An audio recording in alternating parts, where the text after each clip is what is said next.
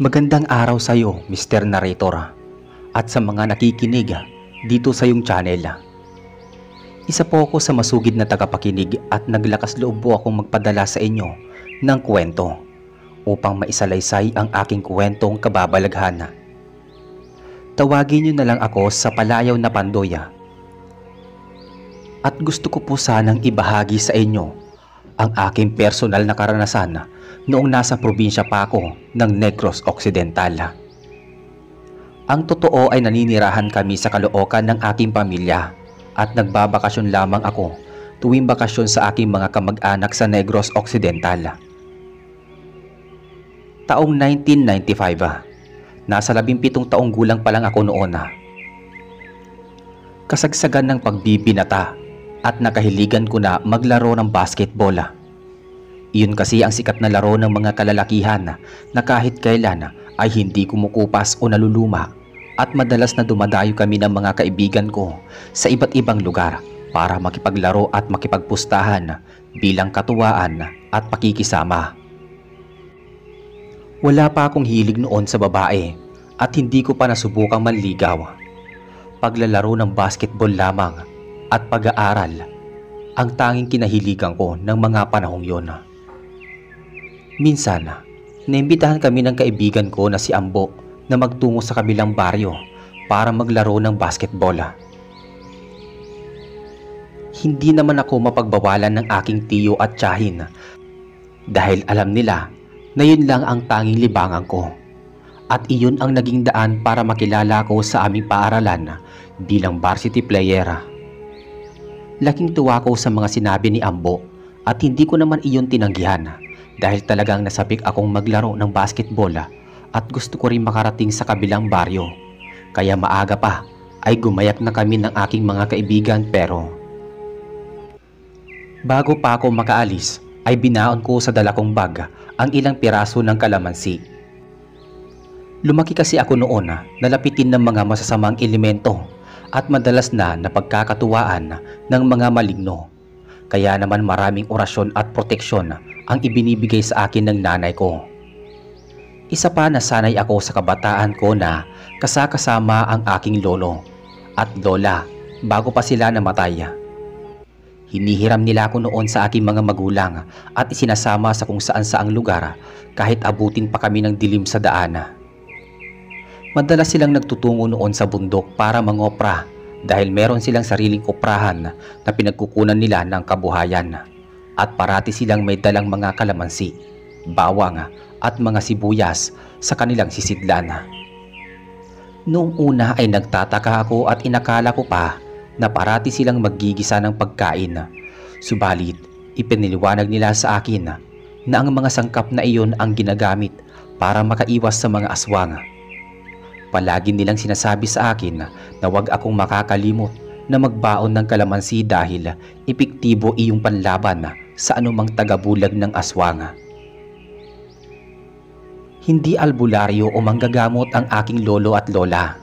Hindi rin sila antingero o antingera o magmumutya, pero may kaalaman sila sa paglaban at pagpatay sa mga aswang, gayon din sa masasamang elemento. Mahilig din silang sumunod sa mga pamahiin at lumang mga kasabihan, kaya naman noong bata pa ako ay namulat na ang aking isipan sa mga kababalaghan na hindi maipaliwanag ng sensya. Tinandaan ko at itinatak sa isip ko ang mga sinabi nila sa akin na nadala ko sa hanggang pagkabinata. Kaya naman kahit saan ako magpunta ay may dala kong kalamansi sa aking bag. Hindi kumpleto ang araw ko hanggat wala akong baong kalamansi. Pagkagayak ko ay sinundo ako ng aking 3 kaibigan at nagpaalam ako sa tiyahin ko na magtutungo sa may kabilang baryo bago pa kami umalis sa aming bakuran. Pinaalalahanan pa ako ng aking tiyahin dahil may ilan siyang naririnig na mga kwento sa kabilang baryo. Sumang-ayon na lamang ako at nagpaalam sa kanya ng maayos. Sumakay kami sa tricycle ng mga kaibigan ko at inabot kami ng kalahating oras bago nakarating sa kabilang baryo. Doon ay sinalubong kami sa may bukana ni Ambo at mukhang masayang-masaya siyang makita akong muli. Mahigit 1 taon na din bago kami nagkita at nakita ko na mas tumangkad pa siya sa akin. Malago na rin ang kanyang buhok at nagmukha pa siyang mas matanda sa akin kahit magkatulad lang kami ng edad. Paliwanag niya sa akin ay baka gawa lang iyon ng pagtatrabaho niya sa bukid tuwing anihan. Marami na rin siyang responsibilidad at iniisip kaya siguro nagmukha na siyang matanda kaysa sa akin. Habang nagkukwentuhan kami ay pinagmasdan ko ang mga lugar na dinadaanan namin. Ang maliit na basketball court ay matatagpuan sa gilid ng malaking taniman ng palay at doon ay medyo kakaunti ang mga bahay na aming natatanawa. Medyo tumatago sa balat namin noon ang init dahil malapit na rin na magtanghali kaya binilisan na namin ang pagkilos. Ipinakilala kami ni Ambo sa mga makakatunggali namin at mukhang maaangas sila. Tinapunan pa ako ng masamang tingin ng isa sa kanila at tila iyon ang klase ng tao na hindi papatalo. Hindi nagtagal ay nagsimula na ang aming paglalaro. May mga kasamahan silang nagpupustahan at napapansin ko pa na nagbubulungan sila na para bang gusto nilang matalo ang aming kupunan. Lumamang kami ng maraming puntos sa kalaban. Mas lalo pa namin ginalingan at dinagdagan ang depensa hanggang natapos ang laro at nalaman na namin ang nanalo. Ang kupunan namin ang huling nakakuha ng 5 puntos na mas malaki sa puntos ng aming kalaban, kaya kami ang hinirang na panalo. Tuwang-tuwa kami nagkayakapan ng aking mga kaibigan kahit kami ay naliligo na sa sarili naming mga pawis at mga amoy araw na. Hindi na namin iyon pinansin dahil ang mahalaga sa amin ay nanalo kami. Iyon ang unang panalo ko sa lugar na aming pinuntahan. Samantala sa kabilang banda naman ay nagalit ang mga natalong nakipagpustahan at ganoon na lang masasama ang tingin niya itinatapon sa amin. Para bang kami pa ang nandaya para manalo. Mukhang hindi nila matanggap ang pagkatalo ng kanilang mga pambato kaya ganoon na lang ang namuong galit nila sa aming magkakaibigan. Hindi ko pa inaasahan na kamuntik na akong hamunin ng suntukan ng isa sa mga lalaki sa kabilang kupunan. Medyo brusko siya at malalim ang mga mata. Hinarangan ako ng kaibigan ko na si Rafaela at siya mismo ang napuruhang suntukin sa muka. Inawat namin sila bago pa magkabugbugan at dahil doon ay tumigil ang lalaki sa pakikipag-away. Ngunit tinapunan niya kami ng masamang tingin pagkatapos ay nagbanta at nagbitaw ng maanghang na pananalita. Ayon sa kanya ay pagsisisihan namin na nagtungo kami sa kanilang baryo bago sila nagmamadaling umalis. Nagpakalma na muna kami ng mga oras na yon at pagkatapos ay naghanap kami ng makakainan sa kalapit dahil inabot kami ng tanghali sa paglalaro. Naglakad-lakad kami hanggang sa may namataan kaming karinderya. Biglang kumalamang sikmura ko ang pagkakita ko doon. Pumasok kami sa loob at napansin namin na napakaraming customer. Kaso kakaiba ang amoy, parang masangsang at malansa. Kaso hindi na kami umalis dahil talagang gutom na kami. Nagtungo kami sa may harapan kung saan nakalagay ang mga istante at ang iba't ibang putahe. Nabili kami at biglang nangislap ang mga mata ko sa dinuguan. Lumitaw sa harapan namin ang isang babae na mukhang nasa 40 na ang edad. Mukhang siya ay mabait at nangungusap ang kanyang masiglang mga mata. Itinuro namin ang mga pagkain na naibigan namin. Pagkatapos ay iniabot namin ang bayad. Sumandok siya ng kanin kasabay na inilagay sa platito ang mga inorder naming pagkain. Pagkatapos ay humanap kami ng pwesto. May nakita ang kaibigan ko na mahabang lamesa at doon kami umupo. Hindi kami makarinig ng anumang usapan sa aming mga katabing customer dahil mga abala sila sa pagkain. Tanging mga ingay ng kubyertos lamang ang naririnig namin sa paligid at paglagok ng tubig mula sa mga baso. Nagbubulungan na lamang kami para makapag-usap. Si Ambo ang nagbigay ng paksa at nabanggit niya sa amin na may nababalitang bagong yanggaw na pumapatay ng ilang residente sa kanilang baryo kamakailan. Tinutugis na ito ng ilang kalalakihan subalit hindi pa rin matagpuan kung saan ito nagtatago. Nagkatinginan kami magkakaibigan at nangamba kami sa kaligtasan namin na. Naisip ko na hindi kami pwedeng gabihin sa pag-uwi dahil delikado kung masumpungan namin na ang aswang. Tinanong ko si Ambo kung paano nagkaroon ng ganoong klase ng aswang sa kanilang baryo at base sa kanyang itinugon sa akin ay maaaring nahawaan ng aswang ang isang tao sa pamamagitan ng laway o maging ang mga kinakain nito na pwede nitong ipakain sa tao. Doon lamang gagana ang pagkahawa nito sa isang ordinaryong tao at kapag naging yanggaw ang isang tao ay mas malala pa ito sa totoong aswang dahil ito ay magiging agresibo, hayok sa laman at walang kontrol sa pagkain. Napainom ng isang basong tubig si Juliana at mukhang namutla siya sa kanyang mga narinig. Hindi na namin pinag-usapan pa ang tungkol doon dahil baka tuluyang mawalan kami ng gana sa pagkain. Kaya naman, nag-umpisa na kaming kumain. Kinuha ko sa aking bulsa ang ilang piraso ng kalamansi. Pinagtawanan pa ako ng mga kaibigan ko kung bakit may dala kong kalamansi at kung bakit kailangan ko pang lagyan ang dinuguan. Tugon ko naman sa kanila na nakasanayan ng panlasa ko ang maasim na pagkain, kaya kahit anong pagkain na naisin ko ay nilalagyan ko ng katas ng kalamansi. Hindi na sila nakipag-usap sa akin bagkus ay nagpatuloy na sila sa pagkain. Tinusok ko ang kalamansi gamit ang tinidor at piniga ko lahat ng katas nito na ipinatak sa buong paligid ng dinuguan. Kumisap-kisap ako at pinagmasdang mabuti ang dinuguan. Parang nagbago ang kulay at anyo nito. Saglit itong bumula at lumitaw ang pira-pirasong tenga ng tao. Gayon din ang ilang piraso ng ngipin. Nagtayuan ang mga balahibo ko sa buong katawan. Napatayo si Julian, samantalang nagsuka naman si Rafaela at sumambulat ang mga pagkain niyang kinain sa sahiga. Bagay na ikinagulat ng ilang customer. Doon na kami nagtayuan dahil nakita namin na biglang namula ang mga mata ng mga customer.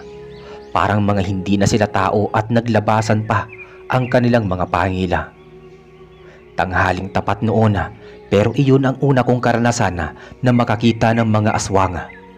Nangilabot kami magkakaibigan dahil lahat pala ng mga kumakain sa lugar na iyon ay mga aswang.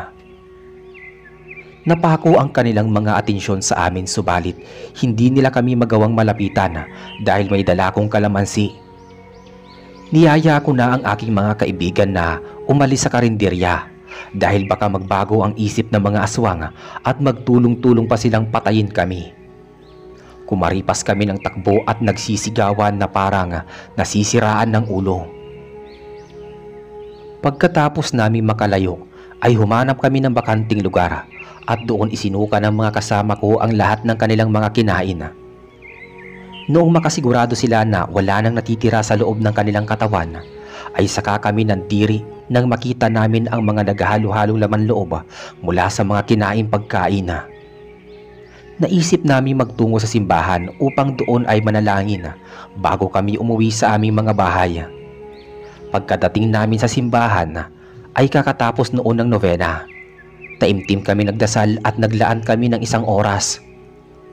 Naramdaman ko ang kaluwalhatian sa lugar na iyon at kahit paano ay gumaan ang kalooban ko. Hustong paglabas namin ng simbahan ay sumapit na pala ang dapit hapon at paglingon ko sa gawing kanan ay natanaw ko ang mga kalalakihang natalo namin sa basketball. Mukhang sinusundan nila kami. Noong mapansin ako ng brusko nilang kasamahan ay bigla silang nag-iba ng ruta at nagmamadaling umalis. Hindi ko na sila pinansin at nagpatuloy kami sa paglalakad. Nagtungo kami sa may paradahan ng tricycle subalit wala pang tricycle na nakaparada doon. Kaya naisip namin na malamang ay bumiyahe ang mga sasakyan. Kaya kapag nakakita kami ng tricycle na walang nakasakay na pampasahero ay kaagad namin itong tatawagin. Naglakad-lakad pa kami hanggang sa makarating kami sa gawing manggahan. May mahabang tulay na malapit sa lugar na iyon. Naisipan naming dumaan sa tulay nang biglang may lumitaw na ilang kalalakihan sa aming harapan. Nakilala namin ang mga lalaki bilang ang mga talunang kupunan. Bumungis-ngis ang bruskong lalaki at lalong tumalim ang kanyang mga mata. Namilog ang mga mata namin na napagtanto na mga aswang silang lahat. Humarang sila sa daanan at ipinakita sa amin ang kanilang mga matutulis na kuko. Walang ano-ano ay sinunggaban nila kami. Mabuti na lang at kaagad kaming nakailag. Pinagdudukwang nila kami kaya napilitan kaming lumaban. Nakakuha ng malaking bato si Juliana at binato niya ang isa sa mga lalaki. Eksaktong tumama at sumapul sa ulo nito ang bato, kaya lalo itong umangila. Inatake nito si Julian at nagmamadaling tumakbo ang aking kaibigan. Nahagip ako ng matulis na kuko ng aswang at nasugatan ako sa braso. Kinuha ko ang kalamansi sa aking bulsa. Bahagya iyong kinagat hanggang sa makalikha ako ng maliit na butas.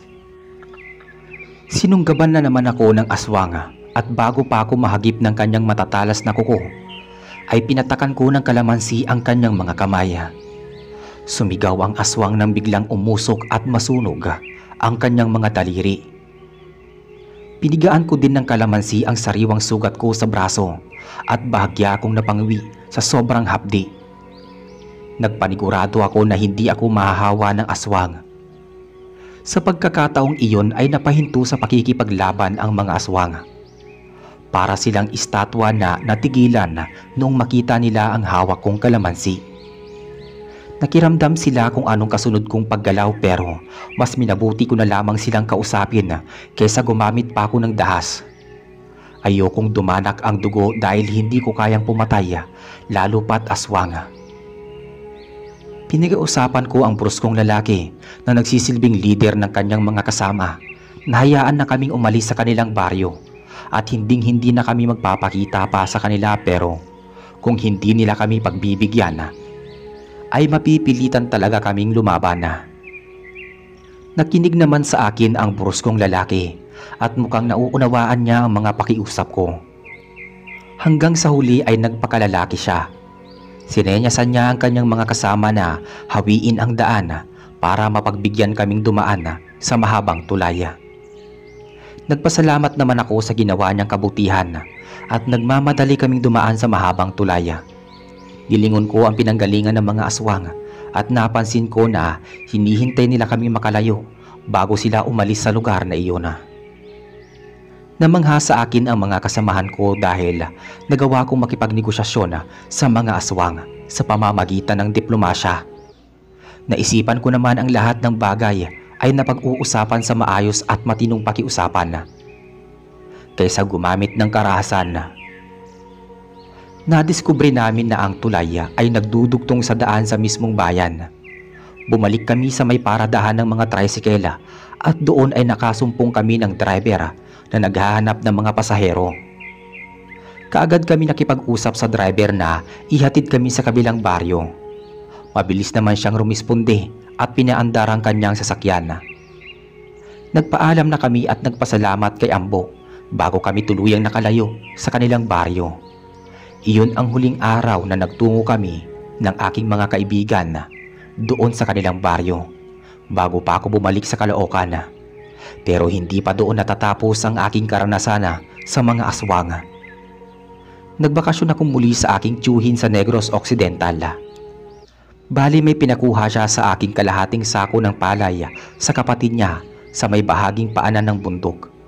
May kalayuan ang bahay nito kaya binigyan niya ako ng pamasahe sa sasakyan dahil aabutin ako ng gabi kung maglalakad ako patungo doon. Agad ko namang kinuha ang perang pamasahe at nag-abang ako ng jeep na masasakyan. Humigit kumulang 1 oras ang layo ng paanan ng bundok mula sa aming bahay at inabot ako ng paglubog ng araw bago pa ako nakarating sa bahay ni Tia Wilma. Pagkarating ko sa kanila ay pinakain niya muna ako ng panghapunan at ibinigay ang kalahating sakong bigas. Binigyan din niya ako ng kaunting perang pamasahe. Hindi na rin naman nagtagal na nagpaalam na ako sa kanila ni Tio Waldo dahil ayoko rin naabutan ako ng hating gabi sa daan. Inihatid ako ng tiyuhin ko sa labas ng kanilang bahay at nag-abang ako ng masasakyan. Wala na noong jeep kaya noong may humintong tricycle ay kaagad na akong sumakay at nagpahatid bitbit ang kalahating sakong bigas. Panatag naman ang loob ko na walang mangyayaring masama sa akin noong gabing yun. Subalit noong dumaan kami sa bahaging tubuhan ay biglang nasiraan ng sasakyan ang driver. Naflatan siya ng gulong. Mabuti na lamang at malapit-lapit pa kami sa kanyang bahay. Tinulungan naming madala ang tricycle niya at binilinan niya akong magpalipas na muna ako ng gabi sa kanilang bahay, ngunit naisip ko na posibleng mag-alala ang mga magulang ko kung hindi ako makakauwi, kaya sa abot ng makakaya ko ay pinasan ko ang kalahating sakong bigas. Nabanggit naman niya sa akin na may humihintong sasakyan pagkalabas sa tubuhan, ngunit napakaliit ng tsansa dahil maghahating gabi na noon, kaso nagbaka sakali na lang ako. Dumaan akong mag-isa sa tubuhan, pasan ang kalahating sakong bigas. Hindi nagtagal at may naulinagan akong pumapagaspas sa kalangitan. Saglit kong ibinaba ang bigas at pagtingala ko ay nakakita ko ng malaking ibon na papalapit sa aking direksyon. Tumakbo ako palayo at kinuha ang itak sa aking tagiliran. Bumulusok ang malaking ibon at biglang nagbagong anyo bilang tao, ngunit may mahaba at makakapal na buhok, matutulis na pangila at mapupulang mga mata. Aswang iyon at balak niya akong patayin. Nakipaglaban ako ng lakas. Inatake ko siya at pinagtataga, ngunit mabilis siyang nakailag sa akin. Nadaplisan pa niya ako sa balikat, ngunit hindi ko siya tinigilan hanggang sa makakuha ko ng tiyempo at masaksak ko siya sa hita. Dinaluhong niya ako ng suntok sa tagiliran, pero nahagip ko siya at tinamaan siya ng saksak sa dibdib. Ibinaon ko ang itak at doon siya lalong nanghina. Makaraan ng ilang sandali ay binawian siya ng buhay. Tirik ang mga mata at nakalawit ang dila niyang nakahandusay sa lupa. Noong mapansin ko na hindi na siya gumagalaw, ay pinuntahan ko ang pinaglagakan ko ng bigas at pinasan ito palabas ng tubuhan. Lumusot ako sa isang bukas na daan kung saan mangilan-ngilan ang mga punong kahoy sa paligid. Nakarinig ako ng umuugong na sasakyan sa di kalayuan. Luminga-linga ako at nakakita ko ng tricycle driver na nagmamaneho ng tricycle. Huminto siya sa isang tabi at itinanong ko saan ako pupunta. Agad naman akong nagpahatid at walang pag-aalinlangan niya akong pinasakay at inihatid sa aming bahay. Pagkarating ko sa aming bahay ay sinalubong ako ng aking mga magulang na nakita nila ang sugat ko sa aking balikat. Tinanong nila sa akin kung anong nangyari. Hindi ko naman sinabi sa kanila ang totoo at nabanggit ko na lamang na aksidente ako natumba sa may tubuhan at natusok ng nakausling kahoy. Hindi ko na sila pinag-alala pa dahil hindi naman malalim ang sugat na aking natamo. Malayo sa bituka.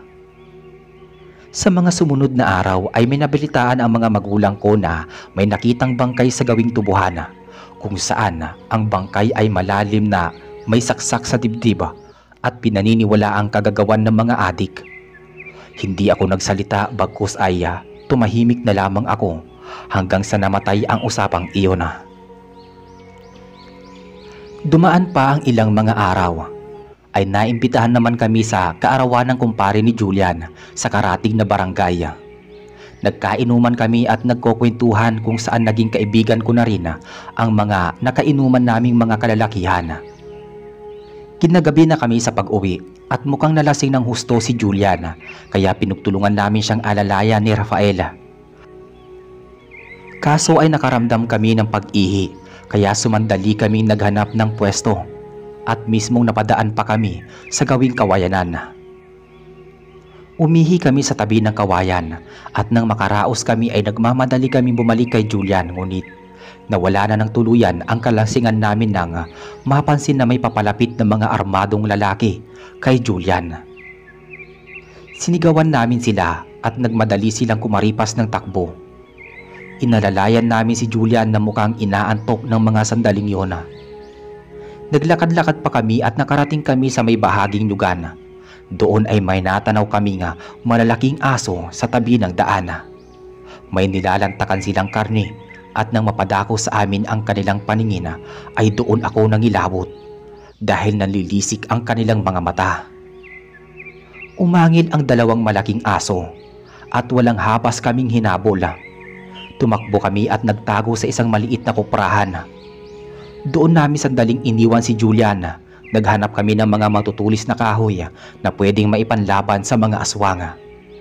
May nadampot na patpat si Rafael samantalang ako naman ay kumuha ng ilang piraso ng kalamansi sa aking bulsa at gayon din ang malaking bato.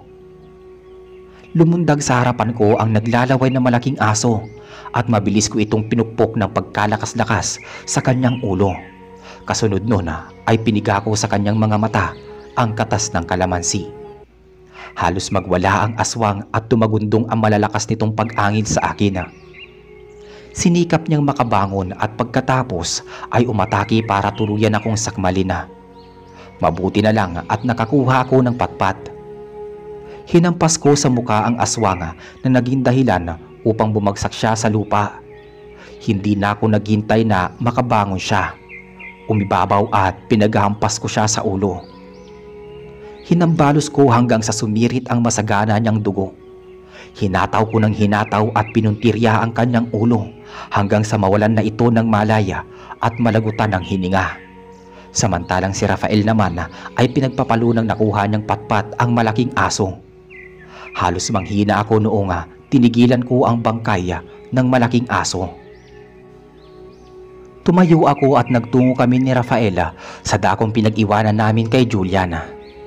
Humihilik siyang natutulog na nakasalampak sa may kuprahan. Hindi na niya naalintana ang gabok at dumi ng lupa. Pailing-iling naman kami ni Rafaela. Nakaramdam ako ng kaunting awa kay Julian pero sa kabila noon ay hindi na namin pinatagal at pinagtulungan na namin siyang maitayo upang madala sa kanilang bahay. Nakakaramdam na din kami noon ng pagod at antok pero tuluyang nawala ang kalasingan namin sa buong katawan. Nag-umpisa na kaming tumayo at pagkatapos ng ilang minuto ay nakarating na din kami sa harap ng bahay ni Julian. Pinagbuksan kami ng pinto ng kanyang ama. Napamura pa ito pagkakita kay Julian na lasing na lasing. Kinuha niya si Julian at nagpasalamat sa aming dalawa. Hindi rin naman nagtagal ay nagpaalam na kami sa matanda at naghiwalay na kami ng landas ni Rafaela patungo sa aming mga tahanan. Iyon na ang huling pagkakataon na nakaengkwentro ako ng aswang sa lugar ng aking mga kamag-anak sa Negros Occidental. Bumalik ako sa Caloocan at ipinagpatuloy ang aking buhay bilang mag-aaral. Saglit ko munang kinalimutan ang mga pakikipagsagupaan sa mga aswang at nag-focus ako sa aking ordinaryong buhay kasama ang aking mga magulang. Sa mga sumunod na taon ay naging abala na ako sa pag-aaral at hindi na ako nagbabakasyon pang muli sa aking mga kamag-anak dahil pagkatapos ng graduation ay naisipan ko na rin mag-review para sa examination at sa awa naman ng Diyos ay nakapasa ako at nagkaroon ng lisensya. Hindi nagtagal at nakahanap din ako ng maayos na trabaho sa Caloocan. Doon ko na rin nahanap ang aking napangasawa. At kasabay noon ay nabiyayaan pa ako ng mga supling. Naging maswerte ako sa buhay sa lungsod at nagpasalamat ako sa nakakaraos kami sa kahirapan ng aking pamilya. Madalas naming dinadala sa aking mga magulang ang aking pamilya at kung minsan pa ay doon na mismo kami natutulog at naglalaan ng mahabang araw na makasama sila.